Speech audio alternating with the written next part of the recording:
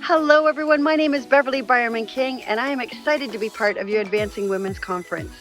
Now here I am on the side of the road. I'm checking out the sunflowers. I grew up on a dairy farm, and so, checking out what the crops are like. A couple of weeks ago, I was out driving with my dad to check out what the corn was like, what the beans were doing.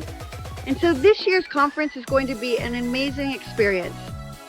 Advancing women, helping us to be able to achieve, to grow, to take care of our businesses as well as ourselves. So I'm doing 3 presentations. I'm doing one on harnessing your energy and building your resiliency. I'm doing a second one on combating burnout without quitting your job. And then the last one is going to be around how do we create a healthy, engaged workplace by dealing with the toxicity that may be occurring. So I hope you're enjoying the end of the summer. I hope that you are kicking fall off with a great start. And I look forward to seeing you at the conference. Wishing you all the best, and please tell your friends and come on up and say hi when you're there. Take care.